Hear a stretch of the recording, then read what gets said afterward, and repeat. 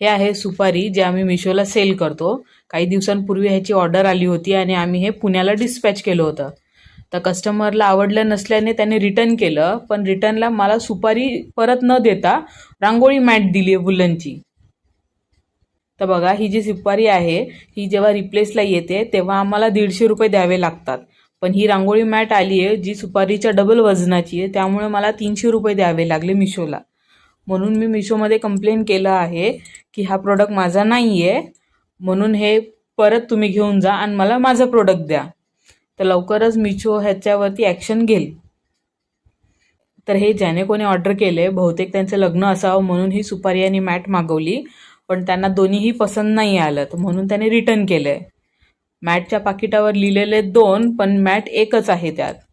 आणि ही सुपारी आहे बघा आमची, जी 150 रुपयाला आम्ही मिशोवरती देतो. म्हणजे मिशोचे चार्जेस पकडून 300 रुपयाला आहे ती ऑनलाईन. 200 ते 300 आणि आम्हाला मिशो 150 रुपये देतं.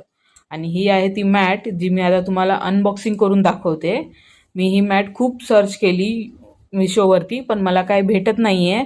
म्हणजे दुसऱ्यांचे आहेत, ज्या क्रिएटरचं हे आहे त्याची हे बघा ही लेबल लावलेलं आहे त्या पिशवीवरती. त्या लेबलवरती शॉपचं नाव असतं, त्या नावाप्रमाणे मी शोधते आहे, तर मला हे दिसत नाही आहे. निशा क्रिएशन, के पासून क्रिएशन असं निशा क्रिएशन लिहिलेलं आहे.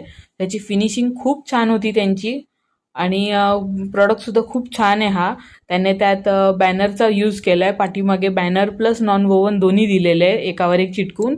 आणि फिनिशिंग खूप अप्रतिम आहे, खूप मस्त आहे, काही डाऊट नाही. पण रिटर्नला का टाकलं समोरच्याने माहीत नाही. हे 1000 ते 1200 रुपयाचं प्रोडक्ट आहे ऑनलाईन मिशोवरती दुसऱ्याचं. आता हे क्रिएशन निशा क्रिएशननी कितीला दिलं तर माहीत नाही, कारण पिशवीवरती प्रोडक्टचे पैसे लिहिलेले नाही आहेत, प्रीपेड ऑर्डर होती.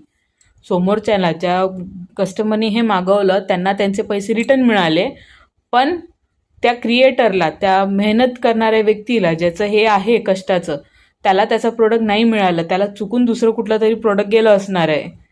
तर मला असं म्हणायचं आहे की जर तुम्ही फक्त व्हिडिओपुरतं बनवता, व्हिडिओपुरतं तुम्ही सामान मागवताय, तर ते तुमची काळजी आहे, तुमची जबाबदारी आहे की ते पुन्हा व्यवस्थित ज्याचं त्याच प्रोडक्टच्या पॅकेज गेलं पाहिजे.